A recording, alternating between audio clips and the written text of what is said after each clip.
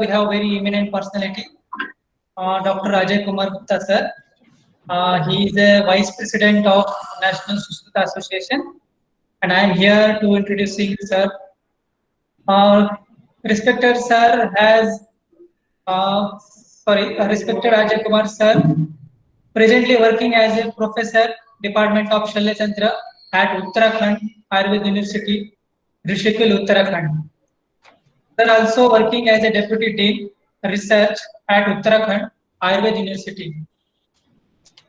He is also serving as a member of Board of Studies in the Department of Shalya Tantra at Banaras Hindu University, Varanasi, Uttar Pradesh. Sir also a very specialist in Shastra therapy and wound management. Sir has 23 years of teaching experience and worked as examiner for undergraduates and PG postgraduate students in their examination at various universities all over the India. Sir has sir is a expert guest speaker on Shar Sutra therapy training and has given a number of lectures in various medical institutions in India and also in abroad. Sir also a reviewer of scientific research paper in international Ayurvedic journals and has author and co-author of numerous scientific articles published in national and international journals. So I heartily welcome Dr. Ajay Kumar Gupta sir on behalf of entire Foreign University, and I also welcome Dr. P. Hemanta Kumar sir, Secretary NSA and Head of the Department Shalya Tantra, NIA Jaipur. Also, I welcome Dr. Hemant Toshikane sir, Dean Faculty of Ayurveda, Oral University, for this session. Now, now I request Gupta sir, please share your valuable thoughts and experiences related to our topic, crystalline and clinical evaluation and differential diagnosis prior to Shar Sutra management. Sir, please you can start, sir. Thank you, Dr.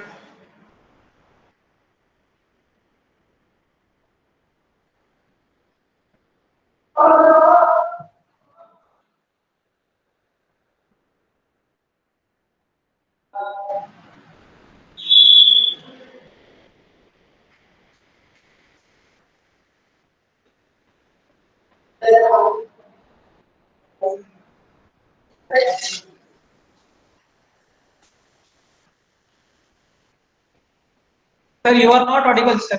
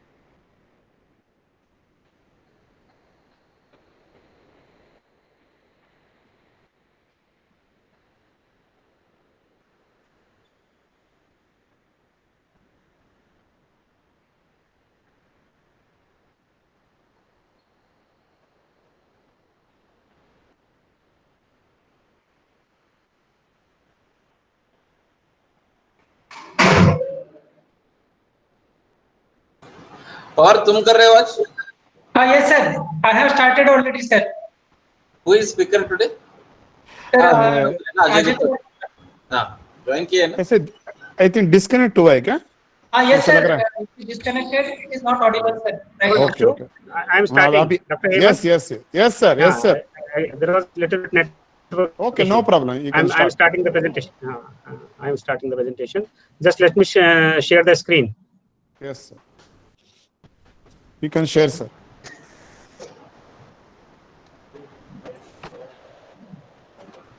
इसको minimise कर दो। Sir आप present now में जाइए। हाँ, ये entire screen में चला गया मैं, हो गया present now entire screen, just it's coming. वो बीच में थोड़ा नेटवर्क गया था इसलिए वो डिस्कनेक्ट हुआ। Now it's okay, is it visible? Now is आ गया। Okay Okay, carry on. Respected Gurujis, my respected seniors, faculty members, Shalya department and other members of Ayurveda faculty, my colleagues, all the hard-working members of Parul University, especially Dr. Hemant and his team, Dr. Hemant Toshikane, Dr. P. Hemant Kumar, Secretary of our association, Dr. Pradeep Bharadwaj ji, my dear students, friends, and all those people who are with me today, sparing their valuable time. The topic for today's presentation is fistula in ano, clinical evaluation and differential diagnosis prior to Char Sutra management. Fistula in ano, as we all know, it is a very, very familiar term for all the Shalya fraternity. Today, I want to share some of my views and my experiences regarding the evaluation of the cases of fistula and how to differentiate from other ailments. What is the exact differential diagnosis? Then only the success rate will be high. We are not going to talk regarding the management aspect in today's lecture. Just I'll talk about the this evaluation and DD part. Next slide. Yes.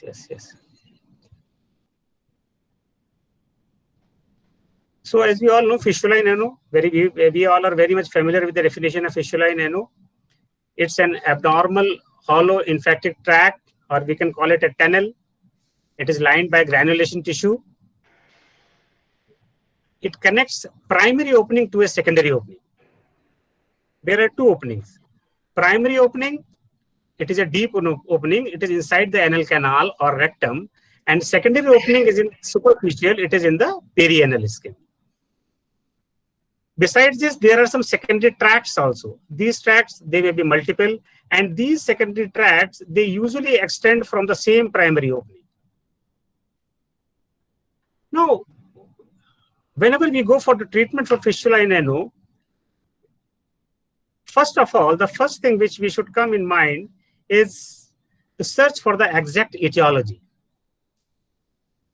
It's not so much easy as it appears in some of the simple cases. The patient comes to our OPD, we start probing the patient.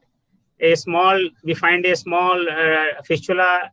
We palpate the probe inside the anal canal by the index finger of other hand and just do Charsuth ligation or do primary threading. We have to be very, very patient if we want our result, our treatment to be successful. So always we should search for the exact etiology, which is mainly 90% cases are of the cryptoglandular origin. And only 10% cases are non-cryptoglandular. Out of these non-cryptoglandular, lot of systemic disorders are there. It may be Crohn's, it may be tuberculosis, it may be ulcerative colitis, it may be lymphogranuloma venereum, it may be hidradenitis, it may be actinomycosis, it may be even malignancy, trauma, and more. So many things, other ailments can be there. Regarding this, the first thing which comes in our mind, what is exactly the cryptoglandular phenomena? If we go through the anatomy of anal canal, see, this is the anatomy of anal canal. This is the rectum. The rectum, it narrows here abruptly, and this is the part of the anal canal. All the Shalya, especially I want to focus the attention of the Shalya students, Shalya PG scholars and UG scholars. This is the anal canal. This is divided into two portions. This is the upper part, almost 2/3 part of the anal canal, and this is the lower part of the anal canal. This proximal half or upper part of the anal canal, it is characterized by presence of anal columns. These are the anal columns. Anal columns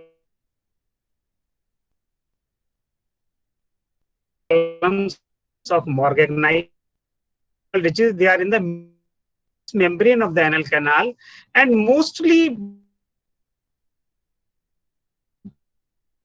prominent ones, they are situated posteriorly. The number of these ridges usually varies from person to person. A rough estimate in anal canal in an adult. The lower end of anal canal, this is the lower end of anal canal, anal columns, columns. They are joined by semilunar flaps. These are the semilunar flaps.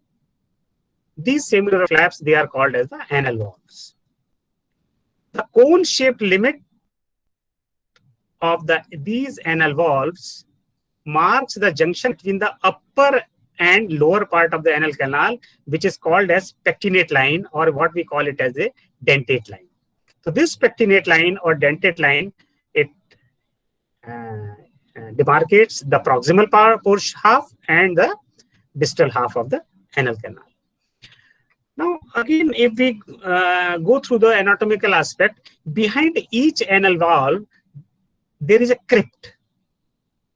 This crypt is between the adjacent anal columns and mostly at the lower end. At the lower end, just near the anal valve, there is a crypt. And there are some anal intramuscular glands, mainly located in the intersphincteric space. This is the where I am pointing out. These are the anal glands which are situated in the intersphincteric space.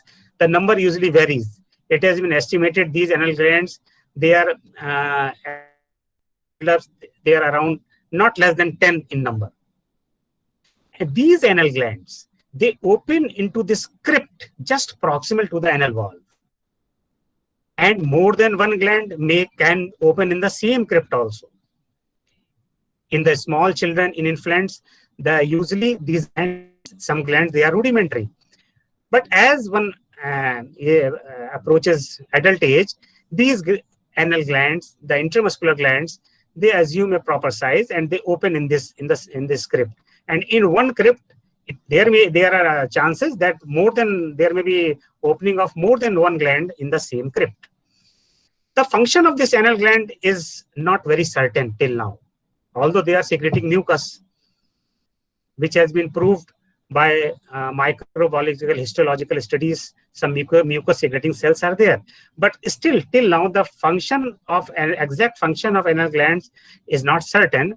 It has been postulated they may have some scenting function in mammals, in animals. It has been viewed by some of the scientists.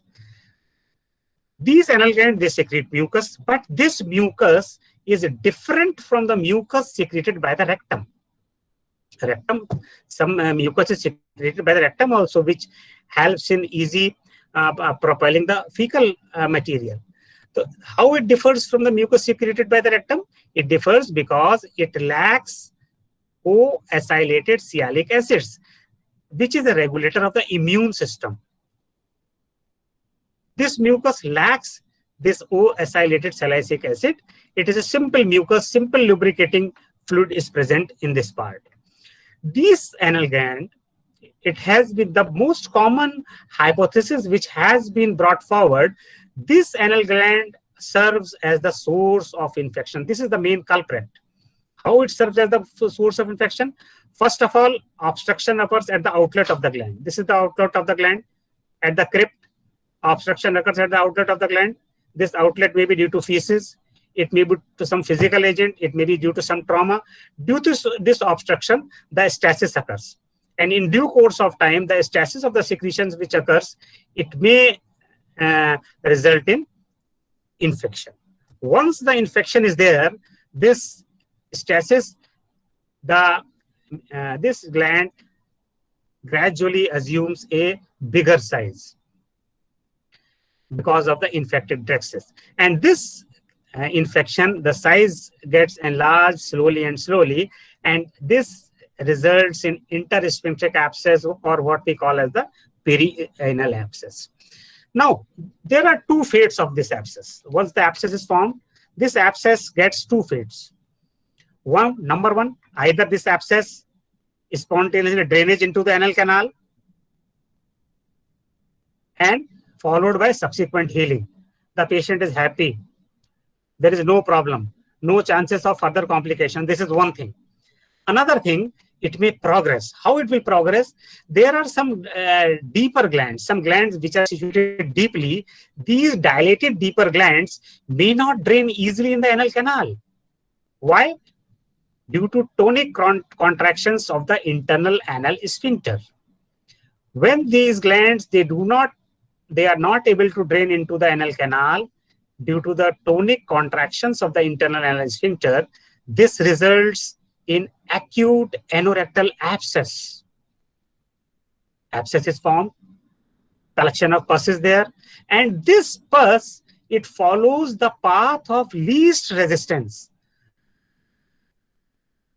Where? Along the muscular fibers. Where? Between the sphincters or on either side into the ischioanal fossa. This is how the infection spreads. In one figure, I'll show you how the infection is traveling in the intermuscular planes. Now, we all know the treatment of acute anorectal abscess is incision and drainage. The patient comes to OPD, and most of the time, there is no other chance, incision and drainage is done. But what happens? The source, even after the incision and drainage, the source of infection in the intersphincteric space still persists there, and the result is formation of fistula in ano. This is how this hidden crypt is the male culprit which starts the initiation of fistula. Now here in this diagram we can see this is the original. This was the original intersphincteric abscess, gradually which is formed, and in the intramuscular planes it travels upwards in the supralevator space. Formation there may occur formation of supralevator abscess. It may travel in the ischiorectal space. There occurs formation of the ischiorectal abscess, and if the same thing continues on the opposite side also, in that condition, we call as the horseshoe-shaped fistula. It may travel downwards, which is very common, and perianal abscess. This direction. So here we can see the origin was here. This origin resulted into either intersphincteric fistula, transsphincteric fistula, or extrasphincteric fistula may occur. This is how the abscess which has formed, it travels into the different intramuscular planes and resulting in formation of fistula. Now, the same disease, two manifestations what we got.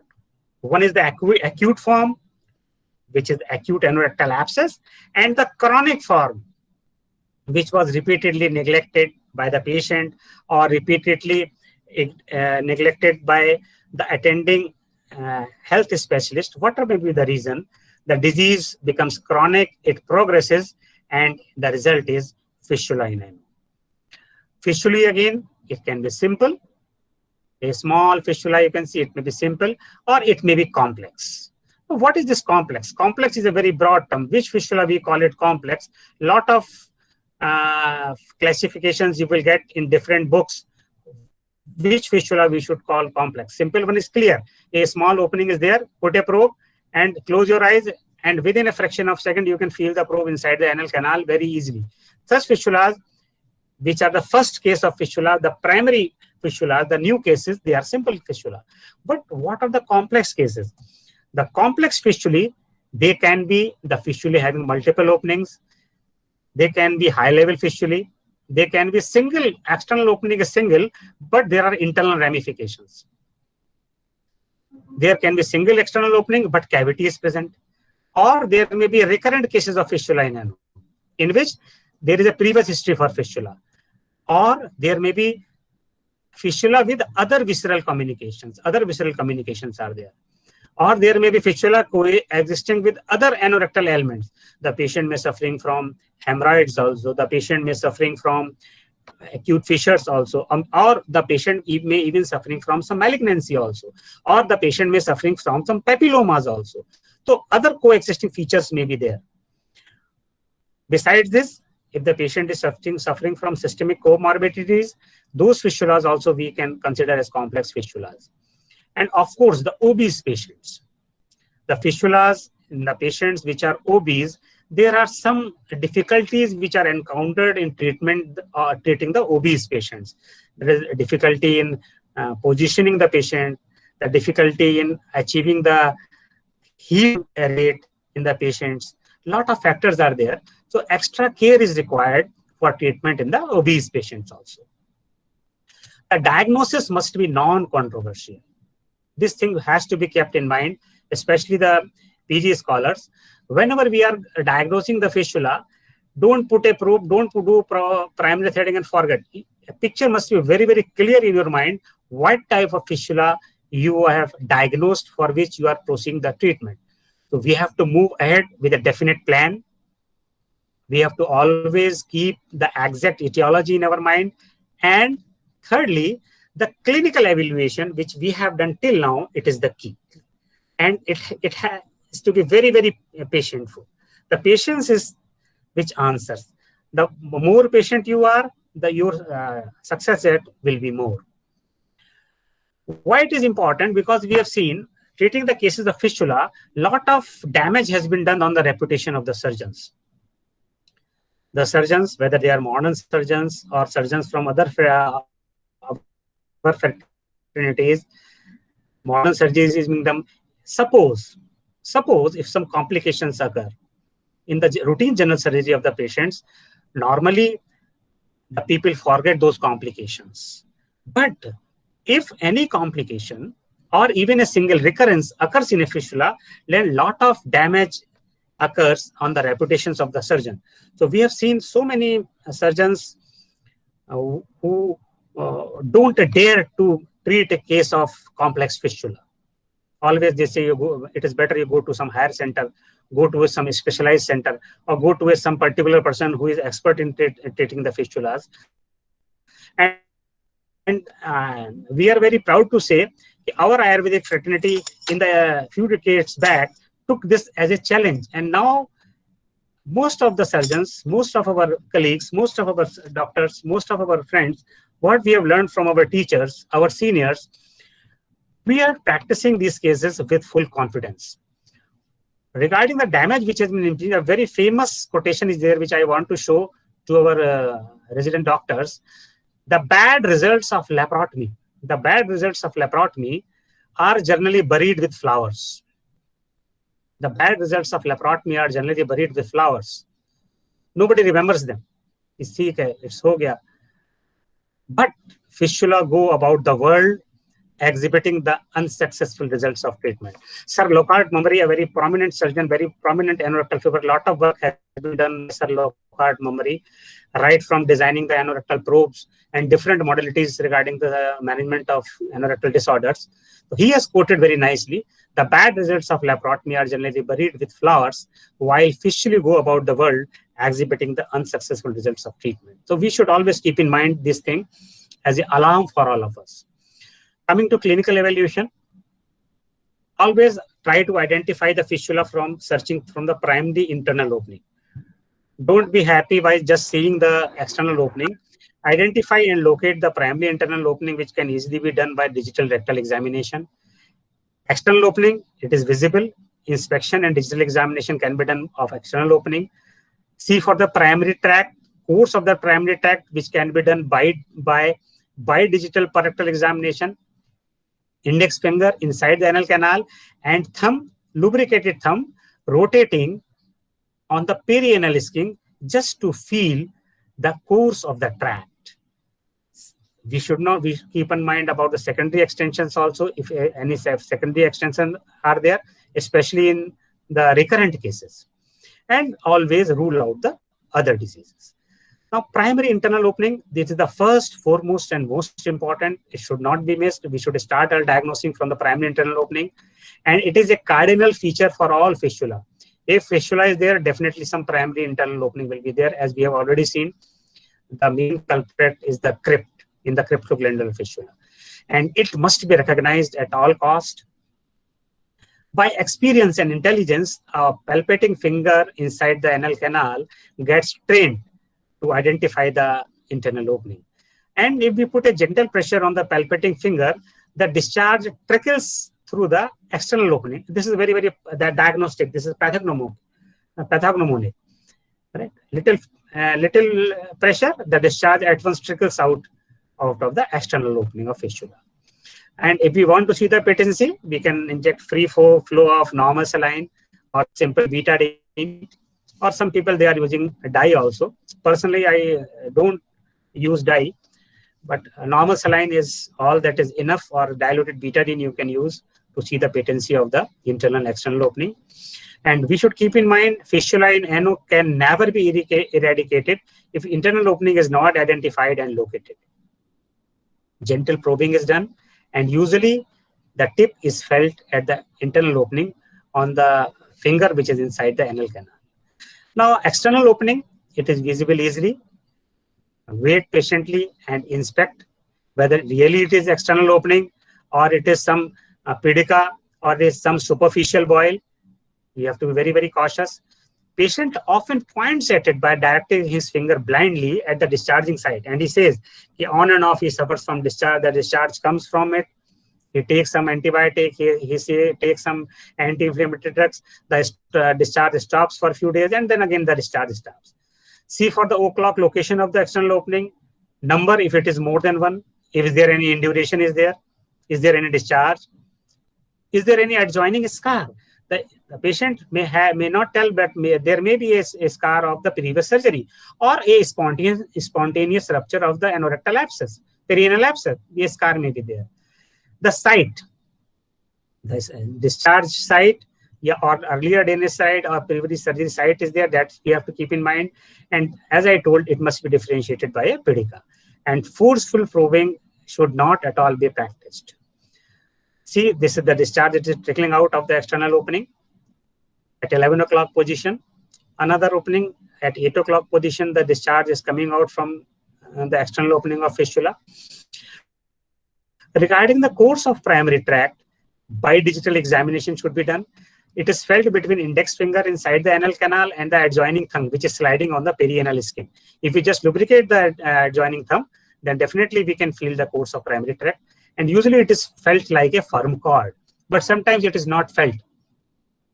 Especially in the recurrent cases or fibrosis, or in some cases like tubercular fistula, it may not be felt.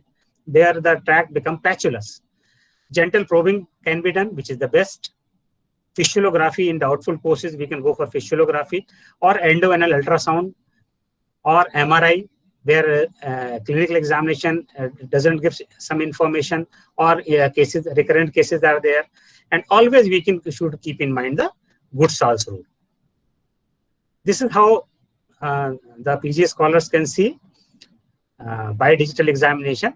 Index finger is inside the anal canal, and the thumb is sliding on the perianal skin. This is another picture of the bidigital examination. Here also, bidigital examination, the discharge is trickling out from the external opening. Now, what are the secondary extensions, and how to keep in mind regarding the secondary extensions? Secondary extensions, primarily they indicate there is some recurrent infection, or there is some uncontrolled infection, or forceful probing has been done, which resulted in formation of false tracts. And the commonest site of secondary extensions, it is ischial fossa, although it can occur, they can extend anywhere. Other sites may be intersphincteric or supralevator. And if on the either side the ramification occurs, they result in the horseshoe fistula in ano. And these, when secondary extensions are there, they require a very, very judicious, very, very meticulous plan to proceed for management. This is a case just by an experienced Shalya surgeon or Shalya PG scholar.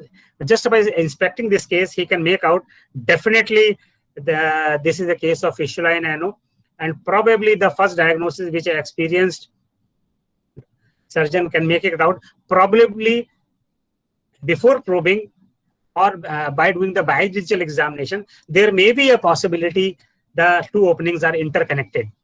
And this is the best possibility. Maybe a horseshoe fistula in ano, this patient. And when we go for fistulogram for such cases, I will show you the fistulogram also of this patient. This is the fistulogram. Such a nice high horseshoe-shaped fistula. The two openings, they are interconnected. So treatment has to be planned accordingly. You have to proceed separately on either side. What are the procedures you are adapting? See, this is dye. This is on the left side of the patient. This is one track going, opening here at 6 o'clock. And from the right side also, the opening right side also, this is the track. Small side branch is there, you can see. Here also, a small side branch extension is there. It is also opening at the 6 o'clock. The dye has escaped up into the anal canal and into the rectum. Here on the left side also, a small cavity is there, and a small two side branches are also there. So these things have to be taken care of very, very, very cautiously. Whenever we are approaching for any type of management, maybe surgical management, maybe char-tooth management, care should be taken.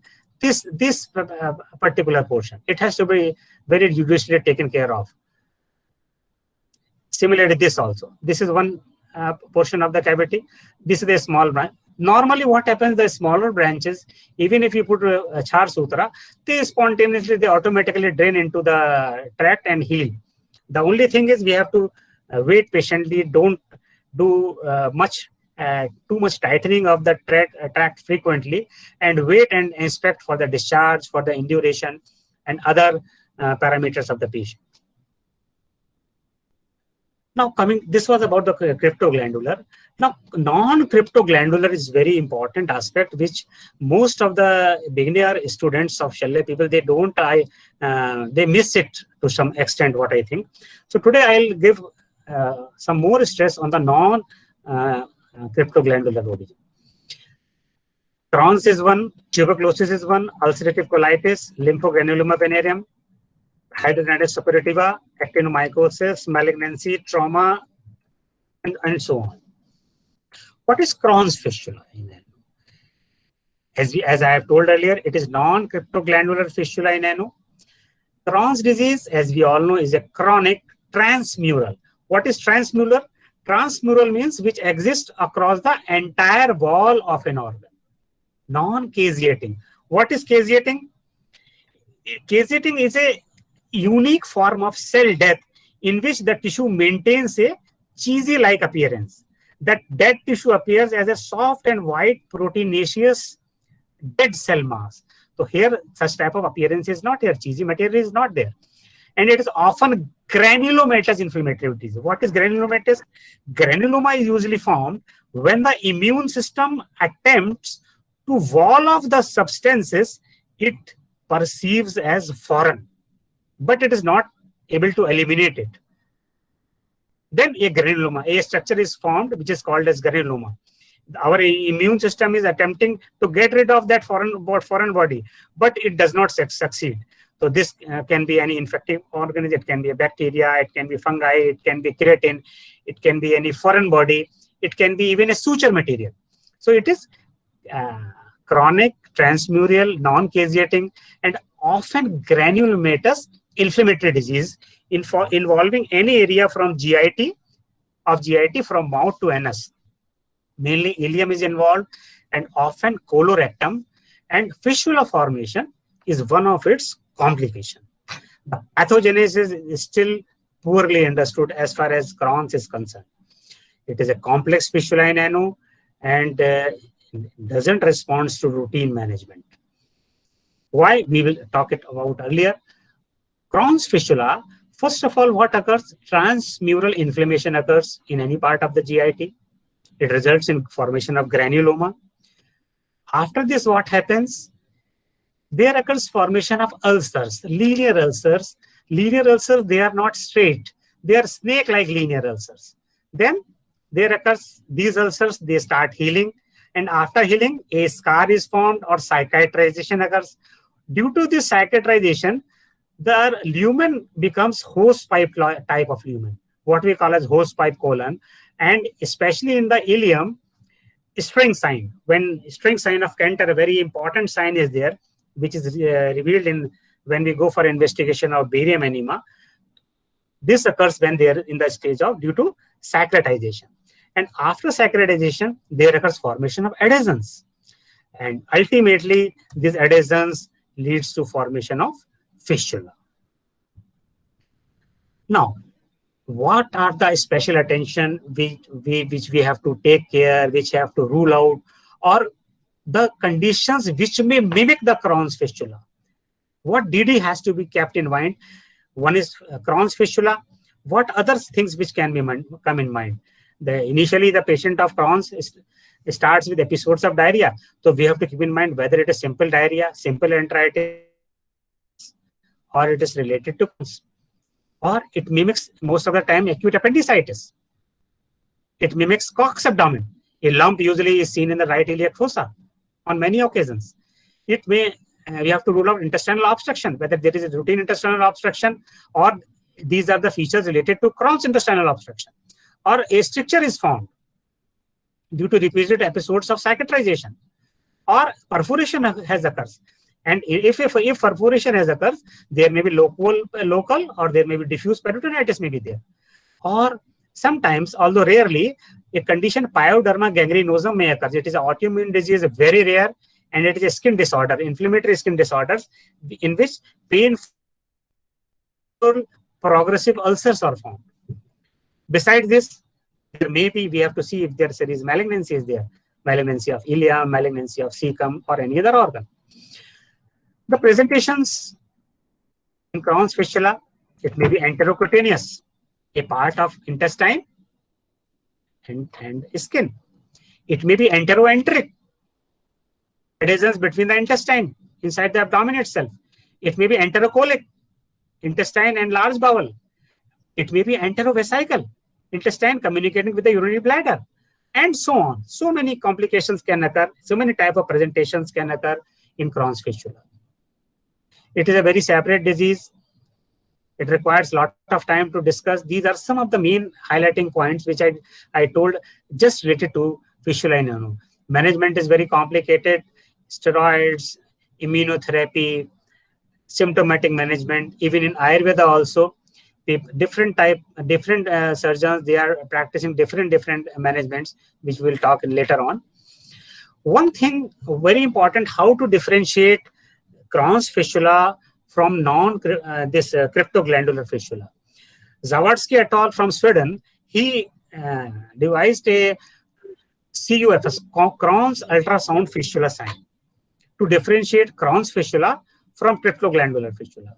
He devised a unique three-dimensional endoanal ultrasound, which was a typical and non-invasive, and it produces a significant characteristic image. What type of image is produced? A hypoecogenic fistula tract is seen. Hypoecogenic fistula tract is seen, which is surrounded by hyperecogenic area extending into perianal tissue with a thin, regular hypoecogenic edge, which is totally a diagnostic matter of an expert radiologist. And it has been found that this Crohn's ultrasound, this sign, was found negative in 98% patients who were suffering from cryptoglandular fistula. So definitely, in most of the cases who are suffering from Crohn's fistula, by endoanal three-dimensional ultrasound, the diagnosis can be confirmed. So this contribution was from Zawadzki et al. From Sweden. Next disease, we come to tubercular fistula. What are the how to diagnose tubercular fistula? We should remember tuberculosis is rarely primary in fistula. In more than 98% cases, the original focus is elsewhere. Perianal tuberculosis without the presence of earlier or active pulmonary infection is extremely rare. It is very difficult to diagnose as there is no exact clinical picture in tubercular fistula. Recurrence is very, very common, even after judicious management, because tuberculosis is a neglected cause of anal sepsis. people don't think this can be one of the probable reasons, especially the beginners. And it is not detected, as I told, because it is not detected unless it is thought of and unless it is investigated. And even in investigations, the expert senior Shalya surgeons, even if the tubercular center gives a report, no evidence of Mycobacterium tubercle, no tuberculosis, even then I have seen patients who respond to tubercular treatment. Maybe some latent focus is lying inside the somewhere in the body. So it has to be thought of very, very seriously. Although the rate of tubercle fistula in NO is diminished, tuberculosis also in developing countries, because of number one, widespread immunization is there, and number two, early detection is there, number three, feasible specific treatment is there, and lastly, self-health awareness. These are the factors which have reduced the incidence of tuberculosis in the developing countries. Now, important thing is that how this tubercular bacilli reach to the perianal region. Anal invasion of tubercular bacilli may be due to either reactivation of the latent focus, swallowing of the respiratory secretions, or sputum in large quantity, which are loaded with tubercular bacilli, and ultimately they reach their lower part of the GIT into the anal canal, stay there, patient is constipated, and they may infect that particular area and result in tubercle fistula.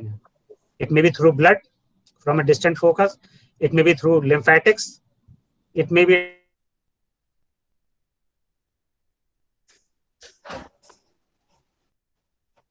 of the patient.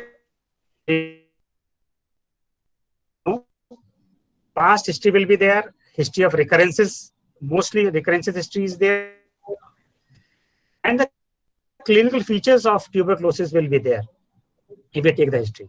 If we do the examination in inspection, the pinhole external openings of fistula will be there. Opening may be single, and usually most of the times multiple openings are there. Pinhole external openings are there. Usually the openings, they are small. Sometimes even we may get in some cases few small openings, and one irregular ulcerated area may also be seen. Irregular ulcerated external opening may be seen, as I was discussing just now. And most importantly, when we closely examine, pale unhealthy granulations are visible on edges of the openings. And discharge is very, very characteristic. Dilute discharge, thin discharge. It trickles out, and often it is milky discharge.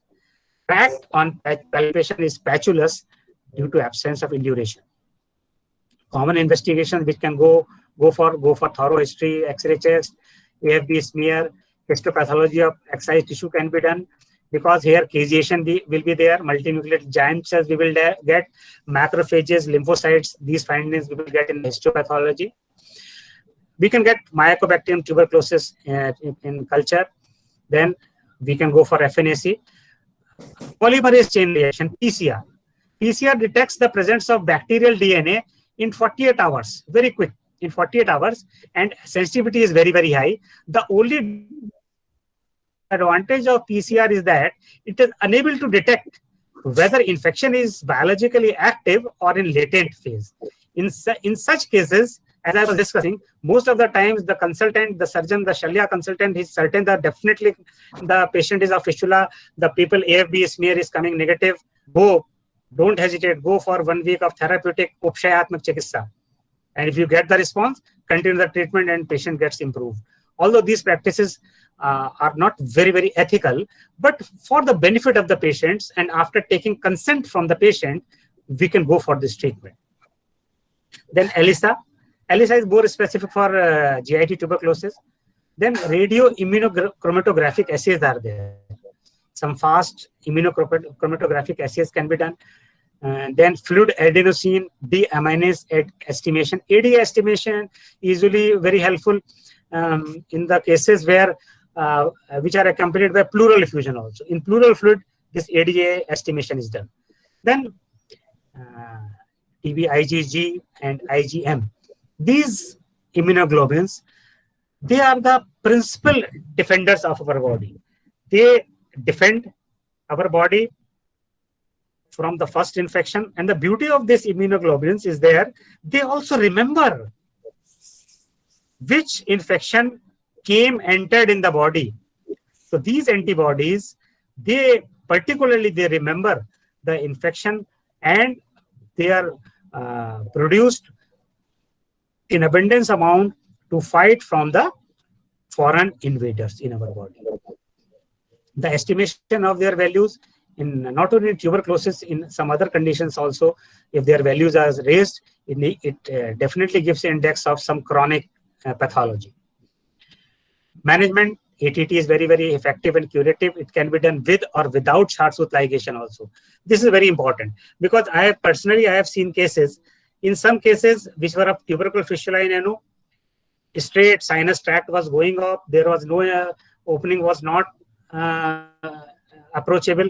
Simple, if I planned for treatment of ATT after being diagnosed as a case of tubercular fistula, and even without ligation of Charles-Tooth, the patient recovered and still there is no problem. But in some cases, we can go for ATT with Charles-Tooth ligation also. Charles-Tooth will do its own action, the Chedan, Bedan, Lekhan, simultaneous heating of the tract, cutting of the tract, and subsequent drainage. So both, either ways we can go. It totally depends upon the choice of the surgeon. 3 drugs or 4 drugs as DOTS. DOTS improves patient compliance. Directly observed therapy short course. It improves the compliance of the patient along with supplementation of some micronutrients. The newer, there are some cases which are multi-drug resistant in tuberculosis. Therefore, mortality rate is becoming high and they require special care. Besides, there are some patients, especially in those patients where comorbidities are there. For example, all of us must have gone through such type of cases which are having fistula also, along with HIV infection also. So for this newer drugs, some newer drugs are under evaluation. Rifabutin is one, linezolid is one, ethionomide is one, capreomycin, and irelquinoline.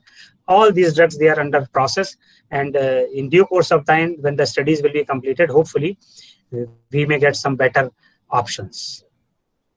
So this was the case in our hospital, diagnosed as a multiple case of fistula in ano. You just see the appearance. Multiple pinhole openings are there. 1 or 2 opening is broad opening is there. Exactly in Ayurveda, we can compare it with a picture of what we call as Shat Ponak Bhagandar. And this patient is still under treatment, and no Charles-Tooth therapy has been done. Only primarily, patient is on anti-tubercular drugs. And after taking 1 month of anti-tubercular drugs, if you compare the another picture, the appearance has changed to a little bit extent or to some extent. Just to see the next picture also, which I am showing. See, this is the picture which we got just after giving ATT and improving the diet, pathya. And for Ayurvedic management, only Jatyadi Tel was given as Basti in the form and Ushnoda Kavga. Again, I will go back to the previous picture once again, just to see this appearance of the patient. When he visited first in the OPD, we diagnosed him, got investigated at the TB clinic. He was diagnosed as case of tubercular fistula in ano. Anti-ATT drugs were advised. 4-drug regime was started. And after 1 month, he was coming for a follow-up to us. After 1 month, this was the appearance. And you see the number of openings has also decreased. The quantity of discharge has also decreased. So infection seems to have been localizing to some extent, but still we can't say. Still the patient is under our observation, and if required some other modality, we may go for Charles-Tooth, or the patient may recover spontaneously by conservative treatment itself. Now, important comparison between tubercular fistula in ano and Crohn's fistula in ano. We should keep in mind, in tubercular fistula, the patients usually, they are elderly patients, are very, very common. In Crohn's, mostly the younger age groups is common. In tubercular, males are predominant mostly. In Crohn's, males, females both, either sex will get. Tubercular fistula, full cure after TT. Most of the times, there is no chances of recurrence. But Crohn's really, it is somewhat very, very typical. The recurrence is very, very common. We see even after full therapy. Another disease, ulcerative colitis. Sometimes we also get features patients of ulcerative colitis along with fistula. It is an inflammatory condition of colon and rectum, begins in rectum with proctitis, and it spreads proximally. Etiology is unknown, maybe stress, maybe some familial or allergic factor, maybe some degree of autoimmune factor or Western diet, etc. And fistula in cases of ulcerative colitis is one of its complications, although less frequent. Not all cases of ulcerative colitis have fistula. The occurrence is very, very rare. Regarding the pathogenesis, Hamza-Oglu and Hodin R.A. reported a paper in regarding inflammatory bowel disease, and from there they quoted this pathogenesis of ulcerative colitis as the chronic inflammation of the rectal wall occurs. This chronic inflammation of rectal wall results in some acute perforation or abscess formation, and this abscess formation or subacute perforation, this gradually results in formation of fistula. Another important disease, although this is also a rare disease, lymphogranuloma venereum. It is an ulcerative disease of genital area, uncommon disease. Etiology is gram-negative bacteria Chlamydia trachomatis. It is sexually transmitted infection, primarily affect the lymphatic system, and 3 stages of infection are there. Primary stage, there occurs development of painless genital ulcer. In secondary stage, inguinal syndrome. The inguinal lymph nodes, they are affected. Inguinal, unilateral or bilateral. The inguinal as well as femoral lymphadenopathy occurs and they become tender. And in the later stages, last stage, there occurs stricture, fibrosis, and fistula in the anogenital area. And sometimes we see the elephantiasis also in some patients. Elephantiasis of the genital organs is also very, very common in such patients. Diagnostic evaluation, thorough history, including the history of sexual contacts, because it is very, very common in homosexual men. Definitely, this history should not be missed. Homosexual men who show symptoms of proctocolitis must be always investigated for lymphogranuloma venereum. We have to exclude other causes of genital ulceration and inguinal adenopathy also. And definitive diagnosis occurs by serological tests, complement fixation or microfluorescence, and culture identifies the chlamydia bacteria. Management, antibiotics are there, aspiration of pus from the nodes is there. Incision drainage of nodes is contraindicated. It is not usually recommended to do incision drainage of nodes. You can aspirate the pus because it delays the healing process. Surgical consultation can be done for fistula.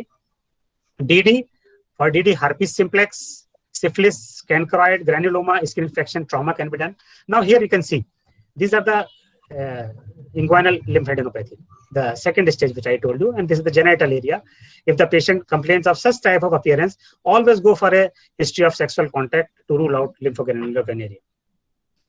High density superedipa is one. Recently we have got one case a couple of months back. I'll show you the pics of the patient just now. It is a scarring chronic suppurative condition of apocrine gland of skin, and in this small lumps, P to marble site, painful lumps, they occur under the skin which are draining pus. Common sites are axilla or under the breast, perineum, mons pubis, thighs, scrotum, etc.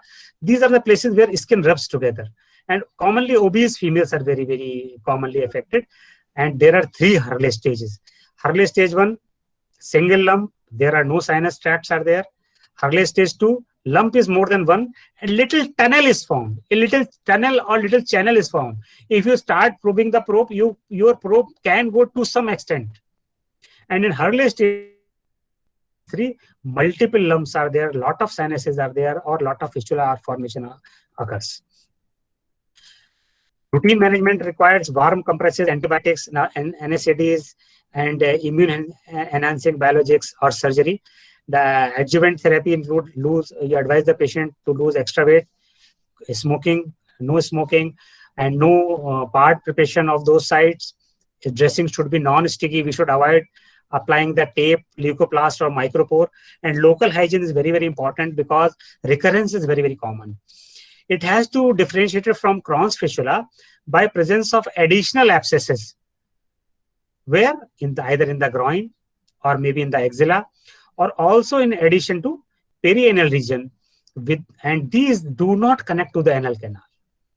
So hidradenitis suppurativa is a severe disease right from the onset rather than gradual worsening. It is very, very severe appearance from the onset only.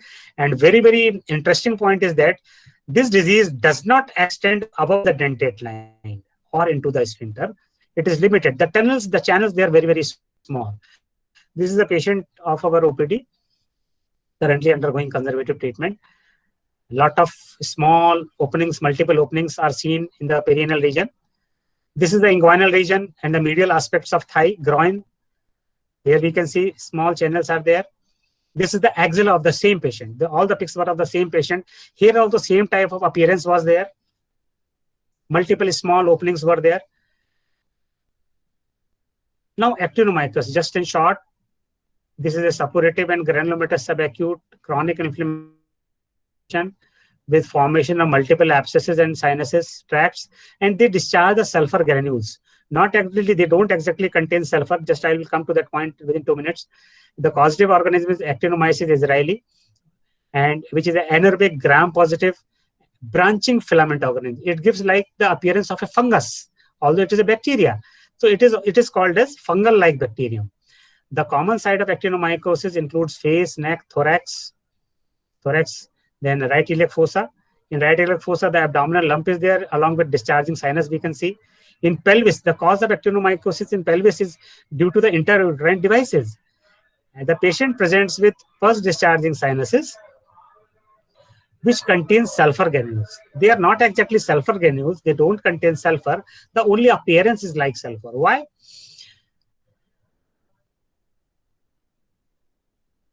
This suppurative and granulomatous subacute to chronic inflammation, which are discharging the sulfur granules, on microscopic examination, what we see, these are the bacteria which get aggregated, they get trapped in a biofilm, and this necrosis with yellowish appearance gives the appearance as if the sulfur granules are there. This is the microscopic findings. By gram staining, we will get the gram-positive filamentous branching bacteria at the periphery of the granule. We can go for MRI. We can go for immunoassays, which is a highly sensitive procedure for detecting specific proteins or other substances through their properties as antigen or antibodies. Beyond all those things, all the things we have gone through, I've discussed regarding the cryptoglandular phenomena or non-cryptoglandular phenomena, but we should not forget our Acharya Shushruta's exclusive analysis. Very nicely, Maharishi Shushruta has mentioned, Utpadate alpruk shofat chiptam chapushamyati payavante deshe pidaka sageya anya bhagandara. So whenever we are going to diagnose fistula, we should always differentiate. Here, pidaka may be a simple pidaka, it may be a simple front shove, it may be a small, simple other type of swelling. So if a small swelling is there, which is less painful and subsides in a short span of time or subsides by little efforts, by routine conservative treatments, it is a pidaka, it is not Bhagandar. So this point we should know, always remember, it is very, very important verse mentioned by Maharishi Shushruta. So we should not forget pidaka. Pidaka is entirely different entity, and Bhagandar is always, it is deep-seated, deep-rooted. So with these words, the gold standard objectives, we can conclude what should be the gold standard objectives when we are evaluating the patient, when we are approaching the clinical diagnosis. 4P, all of us should remember what are the 4P. Number one is the perfect diagnosis. Then only we can approach for permanent cure. When diagnosis is permanent, definitely we will achieve permanent cure. Then we should always keep in mind to preserve the sphincter mechanism and prevent the recurrence. So these are the 4P. Perfect diagnosis, providing permanent cure, preserve the sphincter mechanism, and most importantly, prevent recurrence. And we should not forget the 5th P. 5th P, what is 5th P? Fifth P is there. It is the persistent challenge for all of us. Every new case is coming as a persistent challenge. We should take it as a challenge, and this challenge will really boost up our confidence.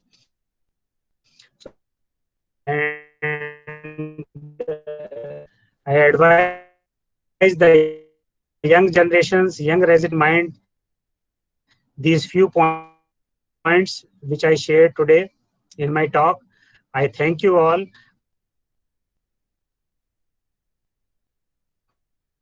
I thank the organizers. I will thank you very much. Thank you, sir. Thank you very much.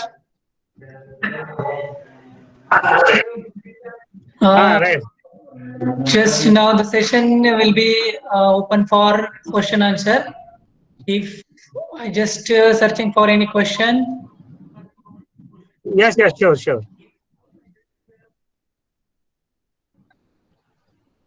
Sir, there is no such active question in Dropbox right now. Dr. Bhatt, how are you? Wait. Yes, sir.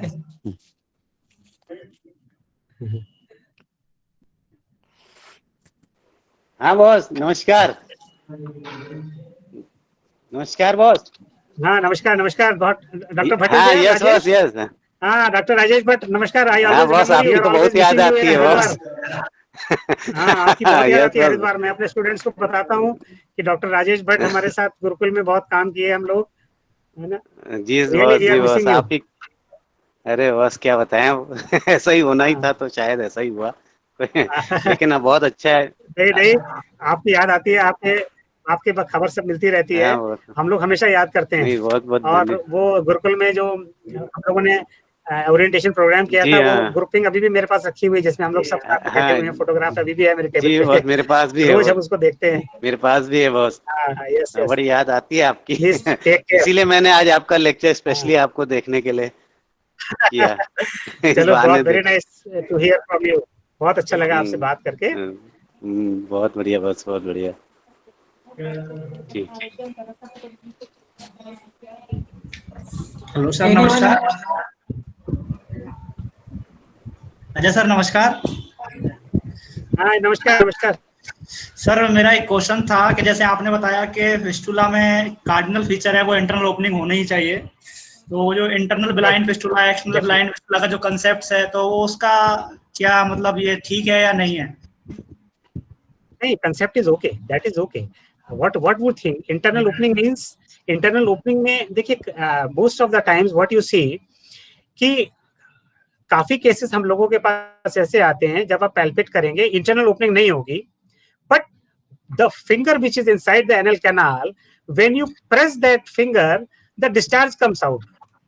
Internal opening थी, but in due course of time fibrosis की वजह से वो block हो गई। फिर उसमें हम क्या करते हैं, उसको पेटेंट करने के लिए we do क्षार सूत्र packing. We have to wait very patiently. अगर इंटरनल ओपनिंग नहीं है, हम बाहर से पैकिंग करते हैं। एक्सटर्नल ओपनिंग नहीं है, इंटरनल ओपनिंग है, तो उसमें हम एनल स्पेकुलम की हेल्प लेकर के इंटरनल पैकिंग करते हैं क्षार सूत्र की। And definitely in due course of time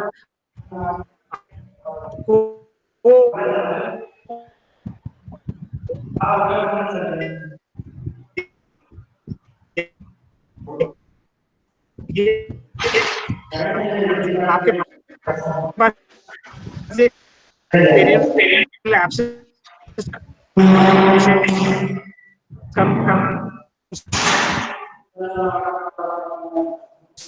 to you internal opening, आप उस पेशेंट को set, the concept of Shushruत is very very clear. Yes sir. Such juicy से भी केसेस मिल सकते हैं कि जिसमें इंटरनल ओपनिंग ना हो, खाली एक्सटर्नल ओपनिंग हो। उसके लिए क्या करना है, हमें बहुत पेशेंटली काम लेना है। हमें ऐसे केसेस मिल सकते हैं जिसमें एक्सटर्नल ओपनिंग है, इंटरनल ओपनिंग नहीं है, या internal patients, it is a matter of experience. और ऐसे केसेस में हम अपने सीनियर की हेल्प लेते हैं। हम भी whenever I was beginner, not only beginner, even today Whenever there are some complicated cases, I remember few years back I received a very typical case of fistula with a huge lump hanging outside the anal canal. तुरंत मैंने doctor Vinod Gupta sir को phone किया, जो सहारनपुर में है। Doctor Vinod Gupta ji Sahu sir के batchmate हैं, तो उनको मैंने बताया, तो उन्होंने कहा डेफिनेटली कि मुझे कैसे अप्रोच करना है, कि पैपिलोमास में इस तरह की अपीयरेंस मिलती है। उन्होंने उस तरीके का केस देखा था। तो जब भी कुछ इस तरह का केस आता है, पेशेंस इज द की। आप पेशेंस रखिए, बिना किसी हेजिटेशन के अपने सीनियर से डिस्कस करिए, अपने टीचर से डिस्कस करिए, और एक बार आपने अगर ये केस सक्सेसफुली कर लिया, आप सीढ़ियां चलते चले जाएंगे, आपको पता ही नहीं चलेगा। तो वो कंसेप्ट एकदम क्लियर है।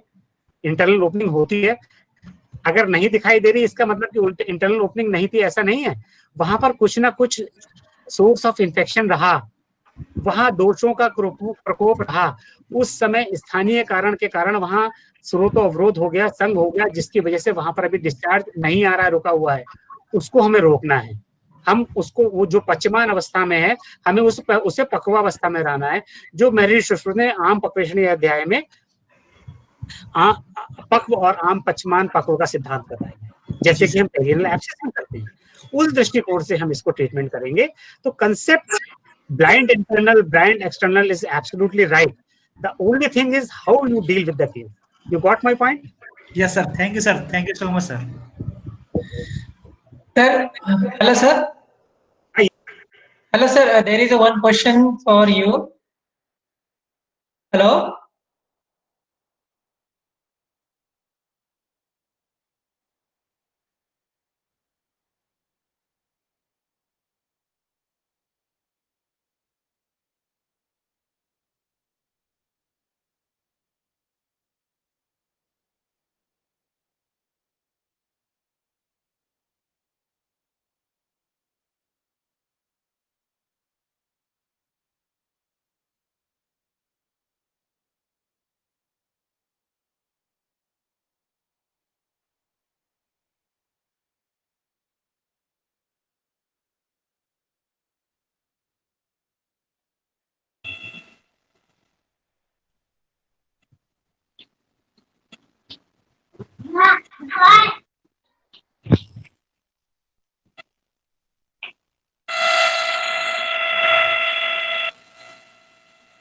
Hello. Good evening, sir. Hello. Hello. Good evening, sir. Good evening. I think sir has discontinued some. There may be some technical issue. Okay. Hello. I would like to request P. Hemant Kumar sir. Hello.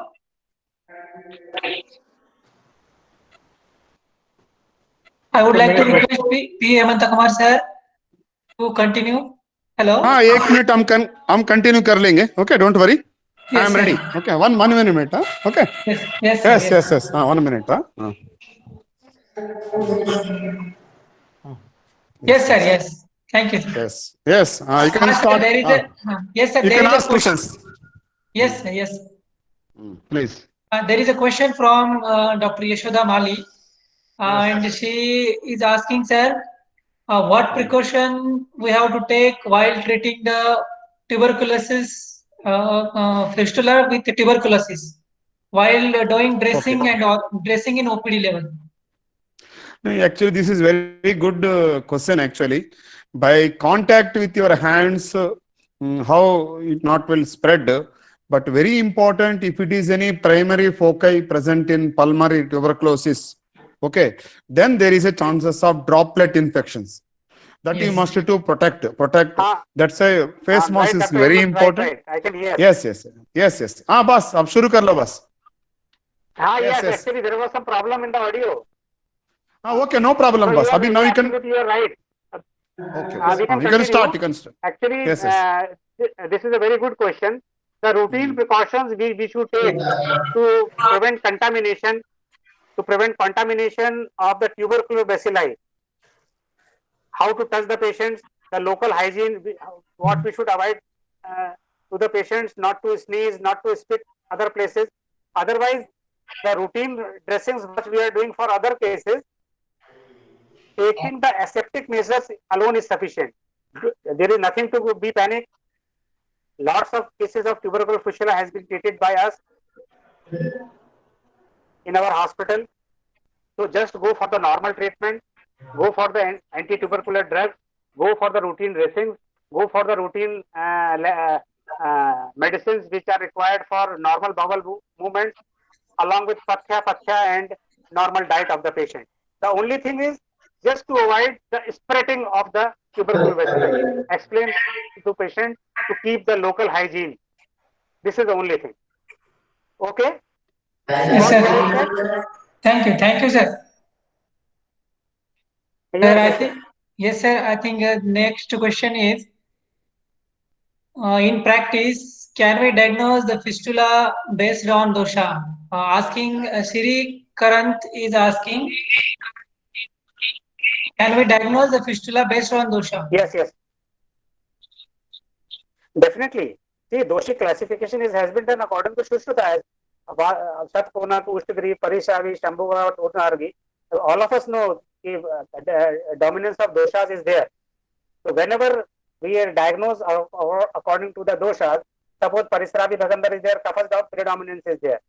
So the importance of doshas and diagnosing fistula according to doshas, it depends upon the recovery. We can improve the prognosis of the patient.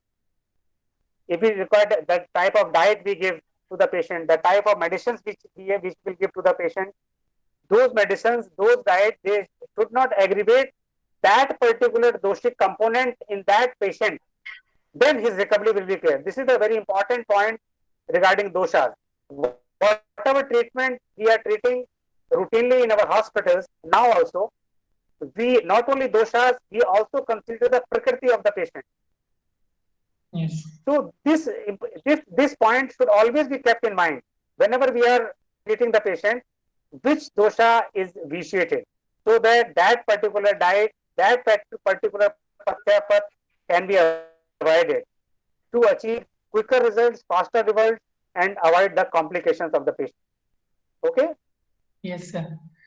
Sir, the next question is from Hiren Misri.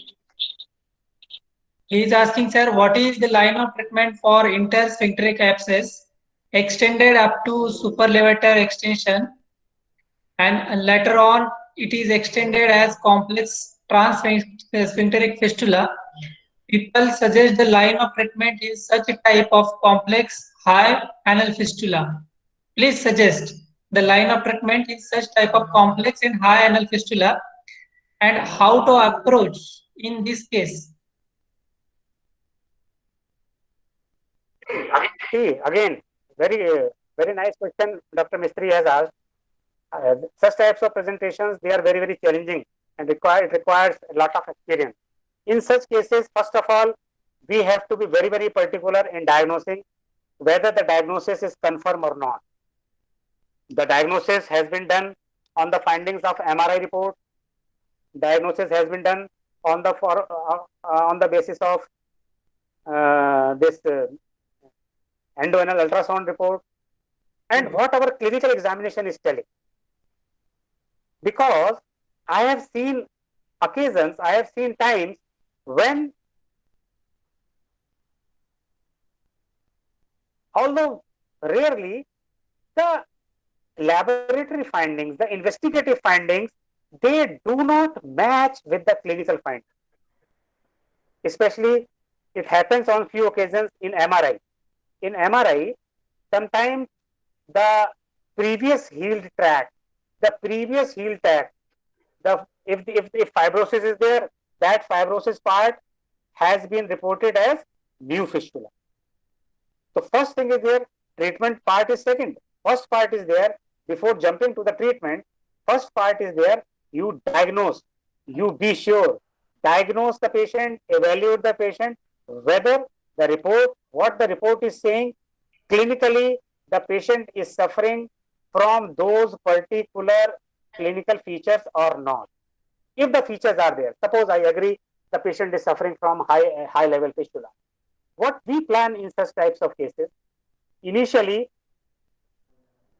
we do packing of the char sutra.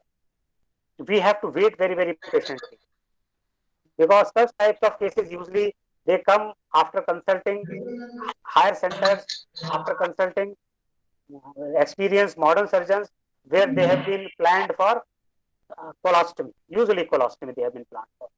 And patient has no way. The patient only says, I don't want to hang a bag by the side of my abdomen. Just please, you devise some conservative treatment for it. In such cases, what we plan for char packing of char sutra. We have to wait very patiently. Continuous regular packing of the char sutra, it will definitely drain the abscess is present in the supralevator region, in the higher region. We have to wait patiently. And how much we have to wait? We have to wait till the tract, this comes when it is approachable to us, and we can manage the patient subsequently by simple char sutra therapy, or we can go for fistulectomy or fistulectomy. Different procedures are there. That depends on the circumstances of that particular thing at that time. Initially, we have said there is no need of antibiotics until unless patient is feverish or patient is having septicemia. Simple char packing, simple and simple Ayurvedic medicine, like maybe a simple Sirflago, definitely will manage to heal the abscess in the supraleval region. The tract will come downwards. When it converts, it becomes short. At that time, we can go for it. And in between this conservative setting time, we should avoid repeated probing. Let the tissues repeated probing. By doing repeated probing, there are always chances of unnecessarily giving infection in that tract. Or if some sort of occurred, we may not disturb the healing which is occurring in the supralevator region or the healing of the abscess. So we have to give time to the patient, because personally I have experienced of many cases. Give time to the patient, do simple packing, and definitely a time will come when the tract will descend down, but the can go safely and go for surgery. Okay? Yes, sir. Thank you, sir. Sir, the next question is from final year BM student, sir, from Karnataka, Karan Rajput, and he want to ask, sir, why there is no recurrence in when fistula treated with char sutra, and there is always chances of recurrence in allopathic management. Why this is so? He want to ask why this is so. No, it's very good, very nice question. I told in my slide also to see once the anorectal abscess form, the treatment of preanal abscess is incision and drainage. So once incision and drainage done, the collected morbid matter first drains out. But the source of infection lies there. But what our char sutra does, our char sutra Chedya Bhedya Lekhikaranath, Tildoshakanatvāt, Vishayavyakaranath. Our char sutra is doing Chedan Bhedya. By this process, the source of infection is eradicated from the root itself. Once the source of infection is eradicated, there are no chances of recurrence. So this is the basic difference between the treatment of modern surgery and char sutra. I am not saying that all the cases of in modern surgery always recurrence is there, but chances of recurrence are there as compared to char sutra. Even in our char sutra also, if char sutra procedure is not performed adequately, if tract is not properly identified, if probing is not done properly, if primary threading is not done properly, if internal opening is formed artificially by forceful inserting the probe inside the anal canal, then also always there lies a possibility of recurrence. So the success of treatment so that no recurrence is there basically depends on eradication of the source of infection, which is more by our Charsut. Okay. Yeah. Yes, sir. Thank you, sir. Sir, next question is from Shekhar Patel, and he is asking, sir, why tubercular fistula is more common in male patients? There are some genetic factors. Actually, lot of study has been done. There are genetic factors are there. Normally, Indian population, one factor is smoking and tobacco chewing. The Indian population is more common in smoking, tobacco chewing. And whenever the persons there who are addicted to smoking and tobacco chewing, they usually share. They share BD. They share tobacco. One person.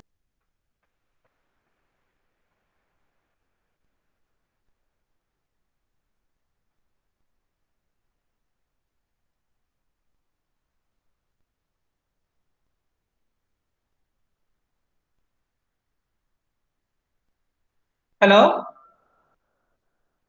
I think sir has disconnected.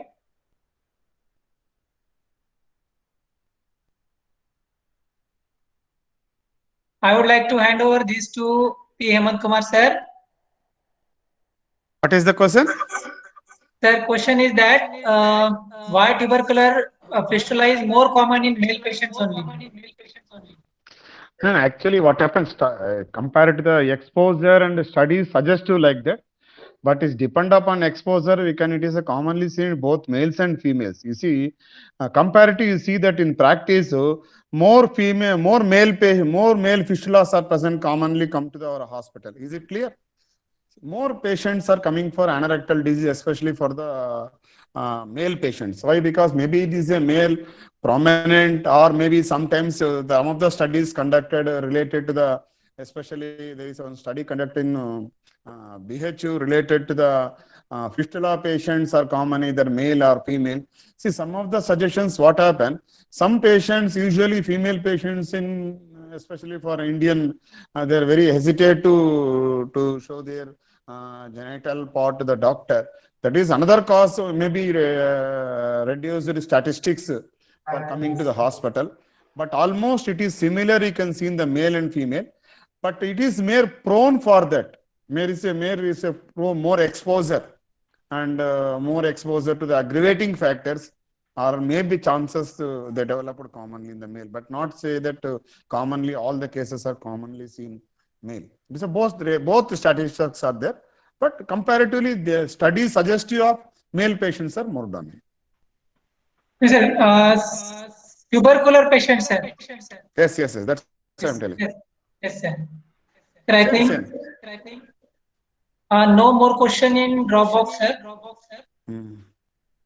Sir, so almost it is over, huh? Yes, sir. So, sir, I think Gupta sir has not. Most probably, okay. So, shall we conclude, Network sir? problem. Yes, Yes, okay, sir. no problem. Yes, sir. And we will conclude. Yes. And first of all, I congratulate Dr. Ajay Kumar Gupta ji, is a Vice President, National Sister Association, Professor from Rusikul Ayurveda College. And really it is a very spoon-feeding type of talk, especially for the learners and also for the PG scholars, for the deep involvement of diagnosis. Usually what happens, everybody is interested for management, but nobody is not interested for the differential diagnosis and proper diagnosis. And he truly said that before going to any management, first the proper diagnosis is very important. See, without diagnosis, simply apply for the Kshara Sutra, definitely maybe 1 or 2 cases succeeded, but not all the cases is not possible at all. Maybe simple fistulas maybe can treated with management with the Kshara Sutra, but complex fistulas and difficult fistulas, he must go for proper diagnosis. Proper diagnosis by either by your digital examination. Let's say always I said that Anguli evam pradhana yantram gudavikare. The finger is very important for the diagnosis of fistula in or any anorectal conditions. Then followed with the help of other investigative parameters also essential according to the condition of the patient, according to the recurrence of the patient. He can go for proper investigations. That's say what happened? Proper diagnosis, proper investigation, proper selection of the patient, then plan for management. So this is the simple success in the management of fistula. You can go for proper diagnosis and proper investigations and proper selection of the patient, and then go for the management. And so many points truly said by Ajay Gupta sir. See, really it is a fact. Till today, we are learners only in fistula surgery. Definitely. So many fistula cases. Till today, it is a challenging to the Ayurvedic surgeon. Why? Because so many neglected cases, recurrent cases from other sciences, other medical sciences, they come to our hospital. Till we are succeeded, so many neglected, rejected, recurrent cases also with a proper diagnosis. And another very important is not only single sitting for the management. Some of the complex fistulas needs 3 sittings, 4 sittings also need some procedure. And he truly said that very important is properly one by step you can go for procedure. Like the very excellent question asked by Hiran Mestri, that is a supraelevator extension and followed by this transventricle. Definitely according to the condition, go by one by one, you can go for treatment. Then you can plan for Charasutra treatment. This is very important. And I once again thankful to all the faculty members, senior faculty members like Pradeep Bharadwaj and other seniors continuously watching our program.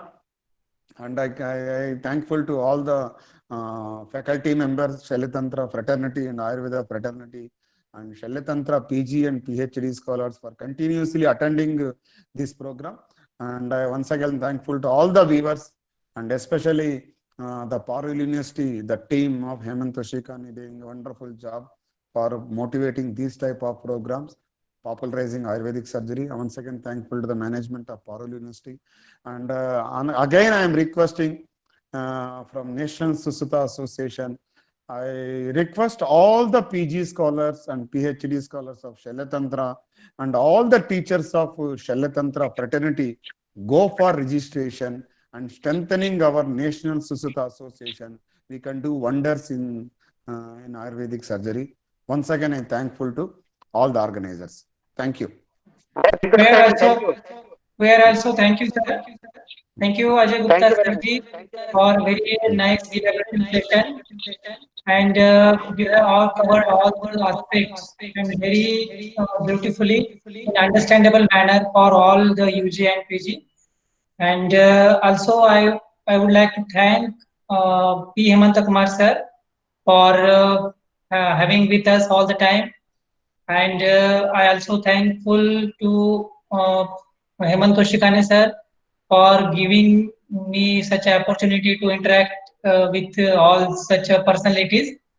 And I also thankful to our management for supporting us for such events. So thank you all, and also thanks to all viewers on the behalf of Parul University. Thank you, sir. Thank you very much. Thank you, Dr. Khan. Thank you so much. Thank you, sir. Now we will Thank continue. Okay. Thank you.